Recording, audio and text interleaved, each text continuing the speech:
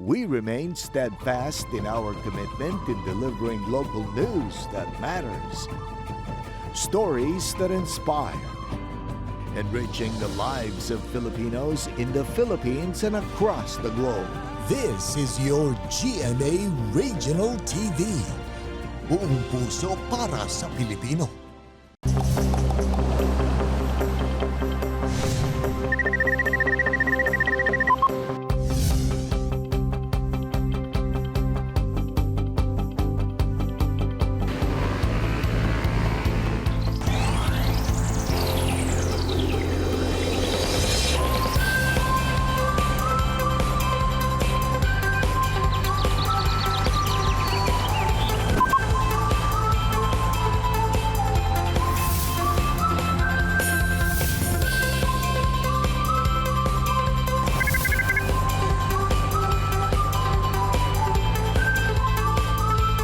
Kini ang At Home with GMA Regional TV.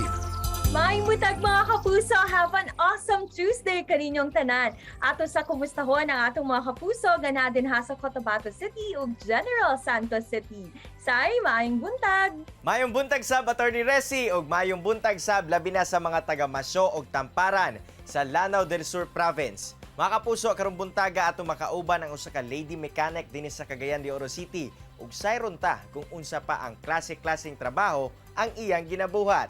Atong ila-ilahon si Mayang Dibansa. Ug say mga kapuso, usa sab ka sikat nga musician gikan dinhi sa Davao City nga nahilig na karon sa painting ang atong makauban. Sayron ta ang iyahang mga obra nga anaa na karon sa Mindanao Art Fair. Atong ilailahan this morning si Sir Catcho Ferrero. Ug sa Bistok naman mga kapuso, atong ilailahon pod ang father TikToker ng Sultan Kudarat nga si Father Weng Talingon.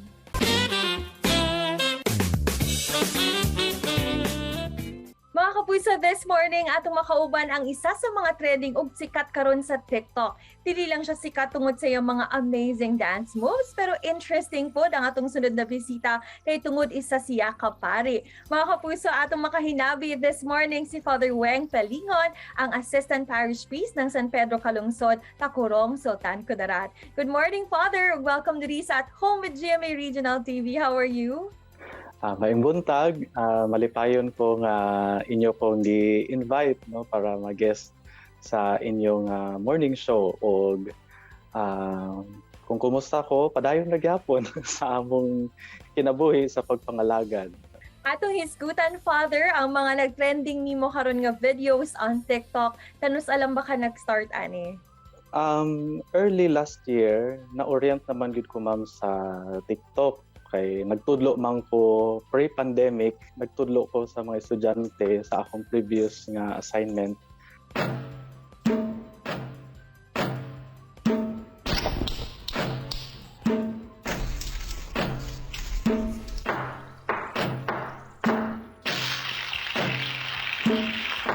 Unya dayon kay tungod lagi nga lockdown, March, April, May, so dili kay mi makagawas. Nag-level up ko sa ako ginahimo nga kaning TikTok dances no, moto nga gi-challenge na ako kung kaugalingon ako nga try kaya nako ning mga laing dances no.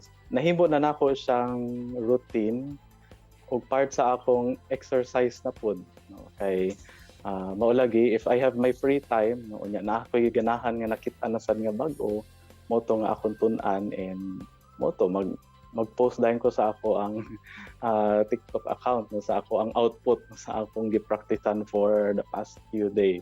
So, unas. Daghan pod kayo mi ang na-curious, Father, when ba nimo na-discover nga aduna kay, talent sa pagsayaw? Kano sa lang ba ka nag-start pod ani? Elementary pa ko, nag-a-appeal na ko og contest sa among school no, kay ang among school mong good gamay ra siya nga school at sa una no, kay maupang pagsugod sa among school. And then later on, pag high school, dili pod ingon nga kanang contest gyud, kanang participation no, sa klase, kun na mga intermission, pag intramurals, unya extracurricular ginagmay, pag-abot sa college, pag sulod nako sa seminaryo, naasad may mga socio-cultural activities. So dili pod ingon nga sige ra migtuon og eskwela no sa sulod sa seminaryo, naasad may other extracurricular activities, naasad may participation sa university, o kanang kami ra pod mga seminarian o mga pari o usahay na ami mga visitors o nami mga special occasions. So hasta nga nag-theology gihapon inato. Dili pod ingon nga maayo kaayo, kabalo lang. Kabalo lang, and only no by observing and then watching tutorials mo na nga naka tuon no ug aning mga kaning mga medyo bag-o do mga trends karon sa K-pop ug kaning sa TikTok no. Unya usahay in between naasad ko yung mga ginatun-an nga kanang mga short track katong dali ra nga tun-an. So maliban atong ako yung ginapraktisa na sa mga in-betweens nga mga ginagmay. So mo na akong na ako yung mga exposure ginagmay no, sa pagsayaw no katong elementary nag high school sa seminary. So mo na akong backstory no, in terms sa akong ability no o kahibalo sa pagsayaw. Ginaunsa sa ba nimo mag-balance, Father, imuhang time as an assistant parish priest o pagbuhat pud sa imuhang mga contents or videos sa TikTok? Yes, no. Mao na ang kasagara no nga pangutana, how am I able to manage my time? Well, the very fulfillment really comes from the thought that I really thought I cannot do dancing anymore. No, kay tungod lagi pod sa akong kabisi pod usahay, and then naasay panahon nga kanabitang mag-doubt ta sa sarili ko, kabalo pa ba ko ani, but I see to it that I really put first my mission no, ang akong trabaho bilang pari. Kaning pagsayaw nako in between gihapon ni siya no, sa akong mga schedules no, kung na ako'y vacant periods, na ako'y vacant times, na ako'y din na ako ginasulod no. Bali exercise na ko siya kung dili ko maka-jogging sa gawas kay dili maayong panahon unya abog kaayo. Mo na nga mag-spend time ko sa sulod ra no, sa akong room, mo na mag-practice ko sa akong next nga cover no for 10 days practice na ako, and then after ana ko na akong output dayon. So the bottom line is again priorities no, kay tungod dili man jud kaning TikTok ang akon main nga trabaho, bali lingaw lasad nako siya exercise bali unya in between my busy schedules, and then aside sa mga sports activities nako sa gawas no, mo ni. Siyempre, ang imuhang mga videos, Father, kay naghatag yun og good vibes sa katawhan. Unsa man ang imuhang message of hope naman sa ato ang mga viewers karong buntaga? Personally, ma'am, nasad ko'y health struggles. Kung unsa ko karon sa inyong pananaw, 2 years ago I am 86 kilos. No, so one of the ways that I was able to overcome katong ako ang anxiety no tungod sa akong sakit, no tungod sa akong mga meds no nga ginatake na ko every day. Kani no akong isa sa akong mga outlet no nga nakatabang sa ako kana bitawng dili ta when there will always be struggles every day. There will always be difficulties. There will always be kana bitawng mga butang nga dili nato gina-expect. Wala man nato ginapangayo kani nga mga kalisdanan, wala man nato ginapang kinsa magoy tawo nga mga muyo o magampo nga kanang pasakitan siya, di ba? But what we can proactively do is while we face these difficult situations that we are in, let us also allow ourselves to discover what gives us happiness and joy, no? And especially in maintaining our physical health. Dagan kayong salamat, Father Weng. It's been fun talking with you this morning. Amping pirmi. Daghan po salamat sa inyong pag-invite sa ako. Again, I am thankful, and I hope na it will open the minds of people who are able to watch this program of yours regarding my story. Kini ang At Home with GMA Regional TV.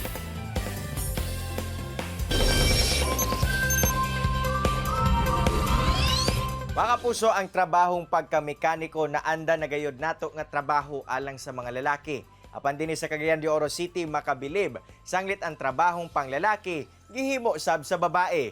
Pwes sabay tang ila-ilahon si Mayang Dibansa ang lady mechanic. Mayang, good morning and welcome sa At Home with GMA Regional TV. Kamusta ka karon? So, good morning, sir. So, maayong buntag sa inyo ha, mga kapuso. Maayo kay anaka sa maayong kahimtang Mayang. Pero unang-una, makisayod sa amino kung unsa ba ang storya sa imuhang kinabuhi kung paunsa ka nahimong usa ka mekaniko. So, bali, answer, sa una man gud kay gaskwela pa ko. Pero tungod sa kalisod sa kuan kinabuhi, nakaundang ko og eskwela. So, nangita og pamaagi akong papa para makatrabaho sa amin kay dili pareha sa kuan nga na sila kana bitaw income nga madawat. So, sa ako pod na ni abri ang opportunity para makatabang sa ako. So, dayon yabot na ay mga hiring nga trabaho apil na akong kung asa ko karon. So ang napatsadaan ni sir kay ang kumpanya di sila basta-basta ka nang ipasabag bitaw sa trabaho. I-train pa kanila. So na sila team school. Bali na nahilig gid kun sa ako sir kanang pag-ayos sa motor bitaw. Tungod po sa curiosity kung say kanang kuan bitaw sa mga function sa motor bitaw. So para jud sir. Mayang sa mong trabaho wala ba ka nakasinati og kalisod labi pa nga maingon nato no nga physical kini nga trabaho? Bali ang mga challenges sir kay kuan ang kuan bitaw ang diskriminasyon kay tungod bae ka. So ato nang wala ng diskriminasyon. Maong na ako dire para kuan ipakita gid sa tanan nga makaya gyud bisag bae. Sanglit na anda nato no nga panglalaki kini nga trabaho. Mayang, unsa-unsa pud ba ang mga reaksyon nga imong madawatan sa inyuhang mga customer nga magpaayo sa imuha? Bali kuan sir. Kasagaran nga akong ma-encounter kay kana bitaw matingala sila og makurat na lang sila nga naay bae diri nga kuan nga trabaho gaayo motor nga imbis kanang naay angay nga para sa ako nga bae dira pagid ko nang kuan sa mekaniko. Ang uban kay muduol og mungutana nganong na ako dire nga bae man ka. So mekaniko gid ka ana sir, mga reaction nila ba? Sanglit milahutay gayud ka Mayang sa pagkamekaniko alang kanimo unsa ba ang anaa niini nga trabaho nga imo manggayud kining gikahiligan? Bali tungod pud sa kuan sa kaning ka-experience nato nga pandemic, so nanginahanglan matag perang kuan pamaagi nga maka kuan bitaw ka nang maka-experience. So kuan pud apil pud nang kuan ka nang experience pod. Pagkauman sa trabaho niya maghatag dayon og feedback ang mga customers sa amuha kung sa ilang nabati sa akong trabaho. Ang usahay kanang malipay sila nga naayon ako, okay ra pud ang kuan pagpaayos sa lahat. As bae, dili po pirmi ka ng matagaan tag ka ng bitaw ng compliment nga gikan pagwid sa mga laki. Karon Mayang, nahimo kang inspirasyon sa katawhan labi na sa kababainhan. Karon buntaga, aduna ka bay mensahe ngadto sa atong mga kapuso? So bali, ang pinakauna kay gusto na ako magpasalamat sa tanang nag-share sa akong kuan, kanang nag-viral nga post sa social media. O ang gusto lang ako maingon sa tanan nga ni-believe sa ako o kanang gusto pa gyud maka-experience og ingan nga trabaho. So buhata lang gyud kung sa imong gusto. Dili porket bae ta kay di na to makaya ang kuan trabaho, salig lang gyud. So buhata lang yun ang kuan trabaho nga gikan sa imong heart kasing-kasing. Mga kapuso, relax lang mo kay mo balik pa ang At Home with GMA Regional TV. Kini ang At Home with GMA Regional TV.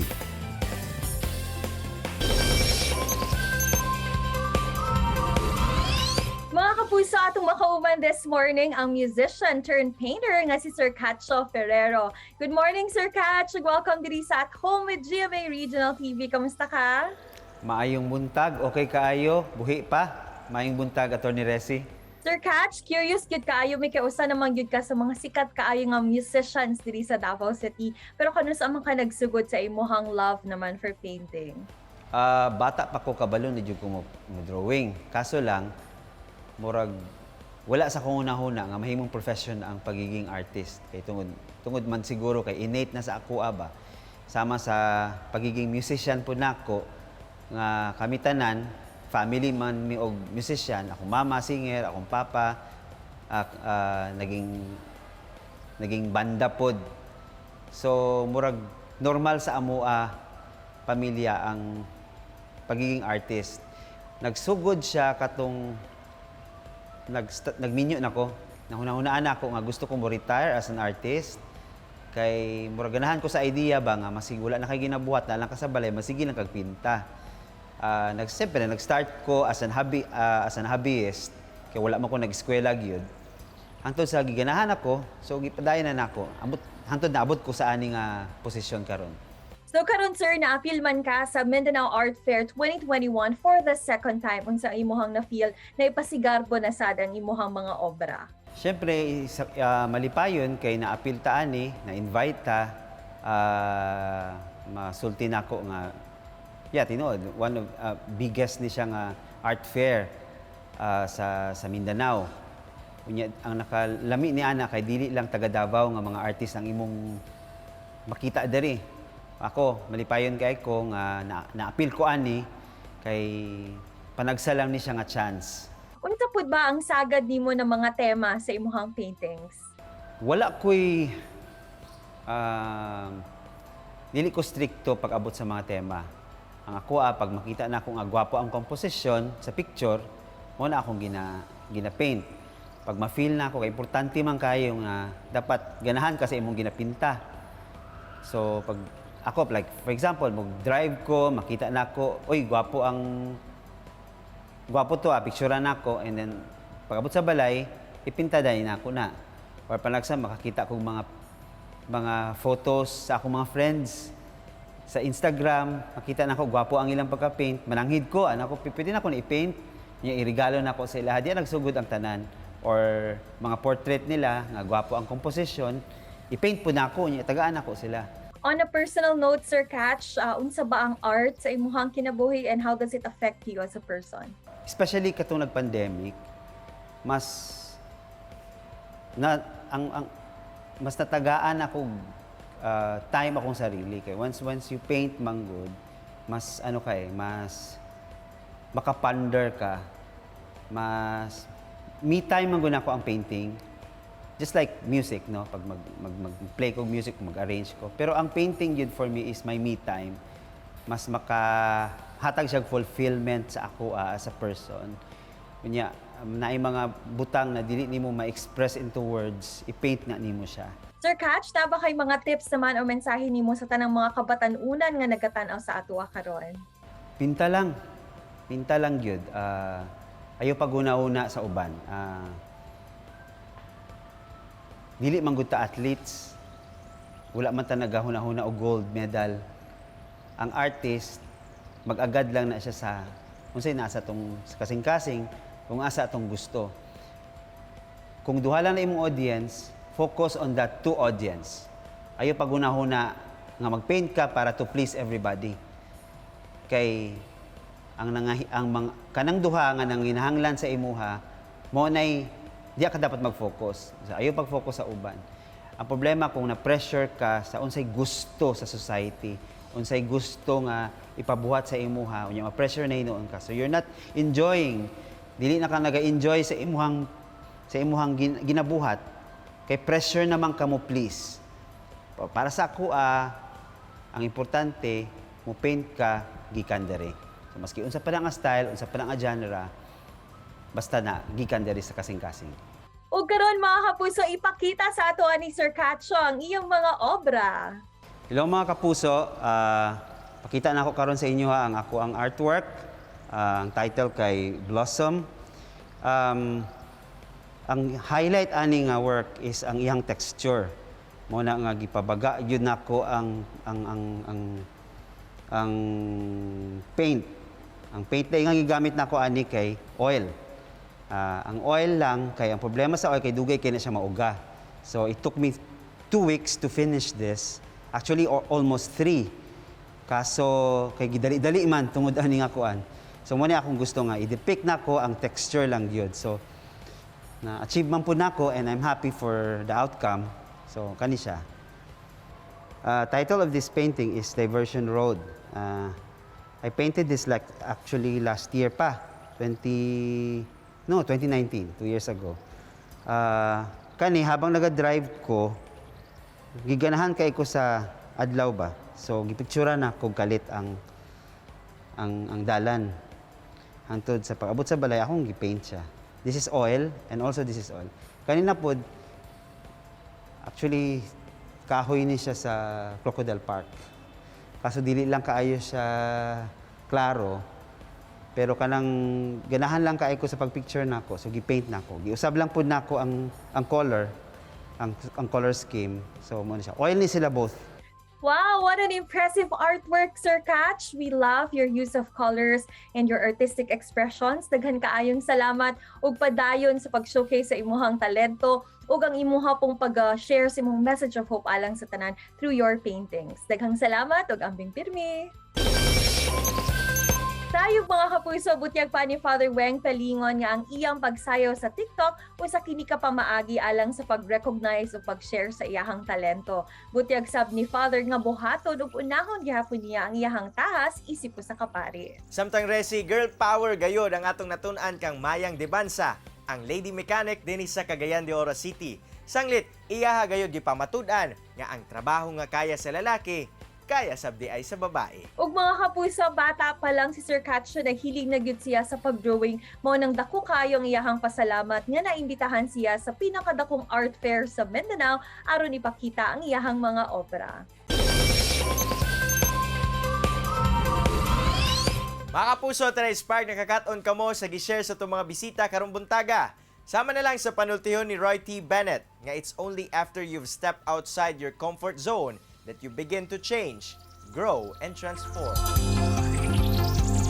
Mga kapuso, makita pagbalik ang atong episode pinagi sa pagbisita sa www.gmaregionaltv.com ug ayaw kalimot na mag-subscribe sa official YouTube channel sa GMA Regional TV. See you tomorrow mga kapuso. Stay safe and healthy. Ako si Attorney Resi Rizada. Kinisab si Cyril Chavez. Buong puso para sa Pilipino.